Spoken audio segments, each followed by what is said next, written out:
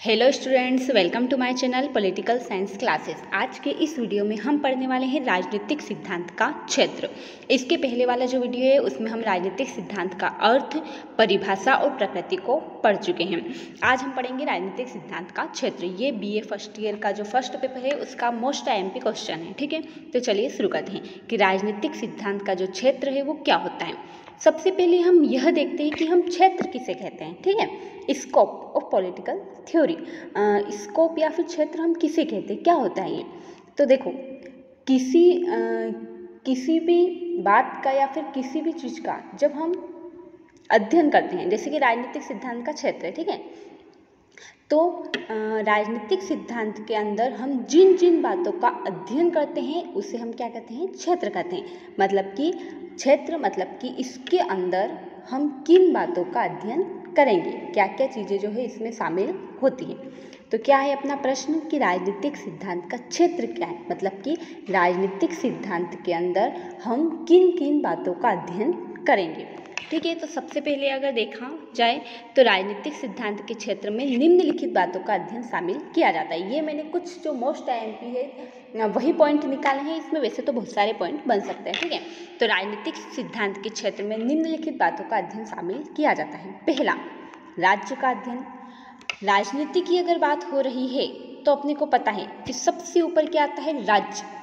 राज्य के बिना राजनीति अधूरी होती है ना। राजनीति का मतलब ही क्या होता है कि राज्य का अध्ययन। ठीक है, तो पहला क्या होगा, स्कोप जो है उसमें हम क्या करेंगे, पहला पॉइंट क्या आ जाएगा कि सबसे पहले तो हम राज्य का अध्ययन करेंगे। राजनीति में या फिर राजनीतिक सिद्धांत में सबसे पहले हम क्या करते हैं, राज्य का अध्ययन करते हैं। ठीक है, तो फर्स्ट पॉइंट क्या हो गया कि राज्य का अध्ययन करेंगे।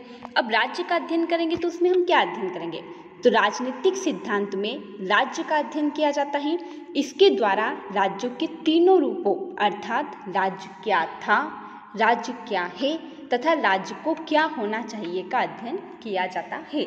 मतलब कि जब हम राज्य का अध्ययन करते हैं तो उसमें तीन बातों का हम अध्ययन करते हैं कि राज्य क्या था, मतलब कि पहले राज्य क्या था, फिर हम देखते हैं कि वर्तमान में राज्य कैसा है और आने वाला जो समय है उसमें राज्य कैसा होगा। इन तीनों बातों का हम राज्य के अध्ययन में अध्ययन करेंगे।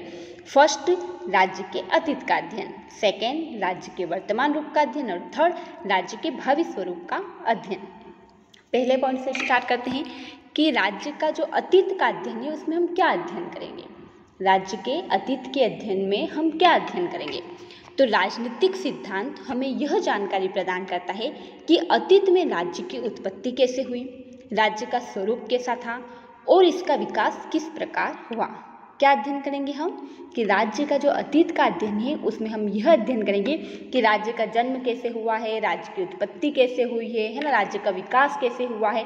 तो इन सब बातों का अध्ययन किस में करेंगे, अतीत के अध्ययन में करेंगे, है ना, कि राज्य की शुरुआत कैसे हुई है ना, राज्य कैसे बना है, राज्य का जन्म कैसे हुआ है, राज्य की उत्पत्ति कैसे हुई है, राज्य का विकास कैसे हुआ है, इसका स्वरूप कैसा है। ये सब बात किसके अध्ययन करेंगे, हम अतीत में अध्ययन करेंगे।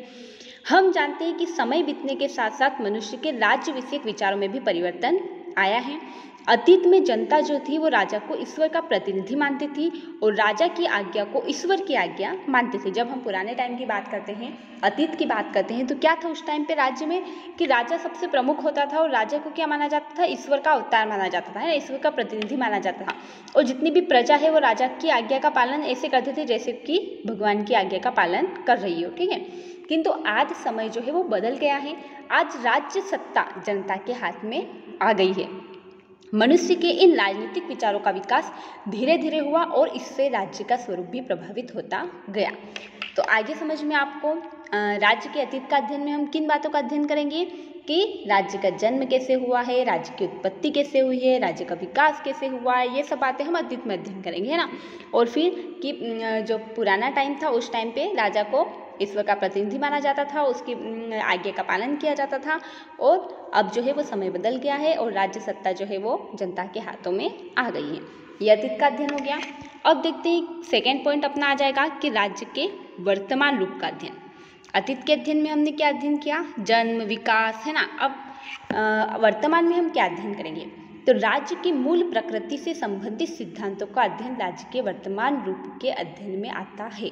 वर्तमान में किन बातों का अध्ययन करेंगे हम कि राज्य की जो मूल प्रकृति है उसका अध्ययन हम वर्तमान में करेंगे। अरस्तु ने एक डेफिनेशन दी है कि राज्य की उत्पत्ति जीवन के लिए हुई और यह अच्छे जीवन के लिए कायम है। अरस्तु क्या कहता है कि राज्य का जो जन्म हुआ है वो अच्छे जीवन के लिए हुआ है, मतलब कि जो व्यक्ति हैं उनका जो जीवन है, एक तरह से अपन यहाँ पर बोला जाए तो अरस्तु ये कहना चाहता है कि राज्य का जन्म ही इसीलिए हुआ है ताकि जो लोग हैं वो अच्छे से अपना जीवन यापन कर सके। ठीक है, वर्तमान समय में राजनीतिक सिद्धांत का मुख्य उद्देश्य कल्याणकारी राज्य की स्थापना के लिए राज्य के क्षेत्र को निर्धारित करता है। वर्तमान की अगर बात करें तो वर्तमान में इसका उद्देश्य क्या है, मुख्य उद्देश्य जो है राज्य का वो होता है लोक कल्याणकारी राज्य, मतलब कि ऐसे कार्य करना जिससे जनता का ज़्यादा से ज़्यादा भला हो सके, ज़्यादा से ज़्यादा कल्याण हो सके। राजनीतिक सिद्धांत ऐसी राजनीतिक विचारधाराओं को प्रस्तुत करता है जिनका संबंध शासन की नीतियों एवं कार्यक्रमों, समाज कल्याण, विश्व शांति, अंतर्राष्ट्रीय सहयोग और सद्भावना व भाईचारे से होता है। मतलब कि यहाँ पर विचारधारा की बात हो रही है कि जो भी विचार हैं, जो थिंकर है या फिर जो विचारक हैं, वो जो भी विचार प्रस्तुत करते हैं या फिर जो विचारधाराएं होती है उनका संबंध वर्तमान में किससे होता है कि समाज का कल्याण करना है, विश्व शांति की स्थापना करनी है, अंतर्राष्ट्रीय सहयोग करना है, सद्भावना है ना, ये सारी चीज़ें जो है वो विचारधारा जो है प्रस्तुत करता है राजनीतिक सिद्धांत वर्तमान में। और संयुक्त राष्ट्र जैसी अंतर्राष्ट्रीय संस्थाएं तथा अंतर्राष्ट्रीय कानून राजनीतिक सिद्धांत के अध्ययन के विषय हैं। ये वर्तमान में हो गया। दोनों पॉइंट आई थिंक आपको समझ में आ गए होंगे। फर्स्ट पॉइंट क्या था कि राज्य के अतीत का अध्ययन, अतीत का अध्ययन मतलब कि राज्य का जन्म, उत्पत्ति, विकास है ना, ये सब, और राजा को ईश्वर का प्रतिनिधि माना जाता था, ये सारी चीज़ें अतीत में आ जाएगी। वर्तमान में तो वर्तमान में क्या आ जाएगा कि मूल प्रकृति का अध्ययन होता है, और क्या आ जाएगा, लोक कल्याणकारी राज्य है ना, इसका उद्देश्य लोक कल्याणकारी राज्य की स्थापना करना है। फिर विचारधारा आ जाएगा कि समाज का कल्याण करना, विश्व शांति, ये सारी विचारधाराएं। तो अतीत हो गया, वर्तमान हो गया। अब चलते हैं हम राज्य के भावी स्वरूप का अध्ययन, है ना, मतलब कि आने वाला जो समय है उसमें राज्य का जो है अध्ययन वो किस प्रकार किया जाएगा। तो राज्य के भावी स्वरूप का अध्ययन, तो समाज जो है वो विकासशील है, इसके साथ राज्य का विकास होना भी स्वाभाविक है। मतलब कि जब अपन ने देखा है कि परिवर्तन जो है होता रहता है, आज जो है समय आगे चलकर जरूरी नहीं कि ऐसा हो, समाज ऐसा नहीं रहेगा, राज्य ऐसा नहीं रहेगा, वो सब क्या रहेगा, बदलता रहता है, परिवर्तित होता रहता है। ठीक है, तो समाज जो है वो विकासशील है, मतलब कि धीरे धीरे विकास करता रहता है। और जब समाज विकास होगा, समाज का विकास होगा, तो राज्य का विकास होना भी स्वाभाविक है, राज्य का विकास भी होगा ही। इसीलिए राज्य का वर्तमान स्वरूप अंतिम नहीं माना जा सकता कि जो अभी जैसा राज्य है ऐसा कि ऐसा होगा, जरूरी नहीं है, वो क्या होता है, बदलता रहता है। तो राज्य का वर्तमान स्वरूप जो है वो अंतिम नहीं माना जा सकता। राजनीतिक सिद्धांत इस बात का भी अध्ययन करता है कि राज्य का भावी रूप कैसा होगा। राजनीतिक सिद्धांत में हम इन बातों का भी अध्ययन करेंगे कि राज्य का जो भावी रूप होगा वो कैसा होगा। 18वीं शताब्दी में राज्य को पुलिस राज्य के रूप में माना जाता था, किंतु वर्तमान समय में राज्य ने कल्याणकारी राज्य का रूप ग्रहण कर लिया है। और कुछ राजनीतिक विद्वान भविष्य में विश्व संघ की स्थापना में भी विश्वास रखते हैं। ये हो गया आपका राज्य का भावी स्वरूप का अध्ययन। तो अपना जो फर्स्ट पॉइंट था, क्या था फर्स्ट पॉइंट कि राज्य का अध्ययन, तो राज्य के अध्ययन के तीनों पॉइंट जो है वो आई थिंक आपको अच्छे से समझ में आ गए होंगे कि राज्य के अतीत के अध्ययन में हम किन बातों का अध्ययन करेंगे, राज्य के वर्तमान में हम किन बातों का अध्ययन करेंगे, और राज्य के भावी स्वरूप में हम किन बातों का अध्ययन करेंगे। हो गया फर्स्ट पॉइंट राज्य का अध्ययन। अब चलते हैं अपन सेकेंड पॉइंट की ओर। सेकेंड पॉइंट क्या है, सरकार का अध्ययन। राजनीतिक सिद्धांत का जो क्षेत्र है उसमें हम किस चीज़ का अध्ययन करेंगे, तो हम अध्ययन करेंगे सरकार का अध्ययन। ठीक है, जितना इम्पोर्टेंट राज्य का अध्ययन है उतना ही इम्पोर्टेंट सरकार का अध्ययन भी माना जाता है। तो राज्य के 4 मूल तत्वों में से सरकार जो है एक तत्व है। जैसे कि आपने सुना होगा कि राज्य जो है वो 4 मूल तत्वों से मिलकर बनता है। कौन कौन से 4 तत्व हैं, जनसंख्या, भूभाग, सरकार और संप्रभुता। अगर 4 में से अगर एक भी तत्व नहीं हो तो राज्य वो जो है राज्य नहीं कहलाता है। ठीक है, तो राज्य के 4 मूल तत्वों में से सरकार जो है वो एक मूल तत्व है, और राज्य अमूर्त है और सरकार मूर्त है। जैसा कि राज्य क्या होता है, अमूर्त माना जाता है, और सरकार क्या मानी जाती है, मूर्त मानी जाती है। सरकार के बिना राज्य के अस्तित्व की कल्पना भी नहीं की जा सकती है। अगर सरकार नहीं होगी तो वो राज्य नहीं कहलाएगा, राज्य की कल्पना ही नहीं की जा सकती। ठीक है, सरकार ही राज्य का एक ऐसा तत्व है जो राज्य की इच्छा को अभिव्यक्त करता है। राज्य की इच्छा लागू करने के लिए सरकार कानूनों का सहारा लेती हैं।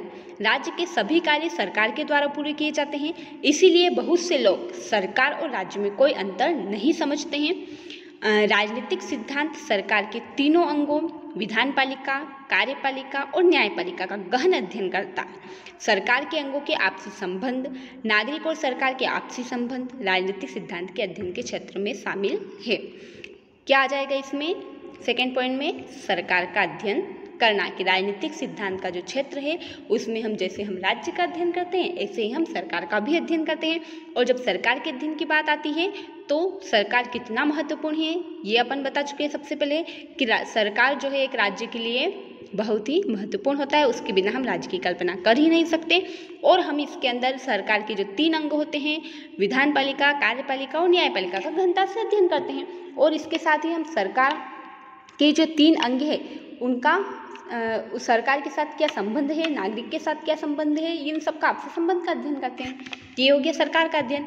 अब चलते हैं अपन तीसरे पॉइंट की ओर, जिसमें आता है शक्ति का अध्ययन। जितना इम्पोर्टेंट राज्य का है, सरकार का है, इतना ही महत्व किसका है? शक्ति का अध्ययन का भी है ना। पावर, शक्ति मतलब कि पावर, ठीक है। शक्ति का अध्ययन, तो आधुनिक युग में शक्ति की अवधारणा राजनीतिक सिद्धांत का मुख्य विषय बन चुकी है। आधुनिक राजनीतिक विचारकों के अनुसार राजनीति में जो कुछ भी घटित होता है वह सब शक्ति संघर्ष के कारण होता है। कैटलिन के अनुसार राजनीति शक्ति संघर्ष के ऊपर आधारित है। जहाँ कहीं भी राजनीति है वहाँ शक्ति स्वाभाविक रूप में विद्यमान होती है। और लोसवेल भी इस विचारधारा का समर्थक है। मतलब कि यहाँ पर बात किसकी हो रही है? शक्ति की, कि राजनीति का और शक्ति का जो है वो आपस में बहुत संबंध जो है गहरा है। क्यों? क्योंकि अगर अपन देखते हैं पुराने टाइम की बात करें तो जो राजा शक्तिशाली होता है वही जो है ज़्यादा से ज़्यादा राज्य जो है उसके पास होते हैं, या फिर ज़्यादा से ज़्यादा क्षेत्र को अपने कब्जे में कर पाता है, या फिर ज़्यादा से ज़्यादा बड़ा राजा, महान राजा कहलाता है। ठीक है, कि वो जितना ज़्यादा पावरफुल होगा, उसके पास जितनी ज़्यादा सेना होगी, जितनी ज़्यादा शक्ति होगी, ठीक है। वही यहाँ पर बात हो रही है आधुनिक युग की। तो आधुनिक युग में जो है, या फिर जो भी विचारक है आधुनिक युग के, ये भी क्या मानते हैं कि जो भी राजनीति में जो भी घटित होता है वो सब शक्ति संघर्ष के कारण है ना। मतलब कि शक्ति संघर्ष में यहाँ पर आ जाएगा कि युद्ध आ जाएगा, क्रांति आ जाएगी, आंदोलन आ जाएगा, ये सब शक्ति संघर्ष है, ठीक है। शक्ति संघर्ष के कारण ही होता है। और कैटलिन के अनुसार कि राजनीतिक शक्ति संघर्ष के ऊपर आधारित है। जहाँ कहीं भी राजनीति है वहाँ शक्ति जो है स्वाभाविक रूप में विद्यमान होती है। और लोसवेल भी इस विचारधारा का समर्थक करता है।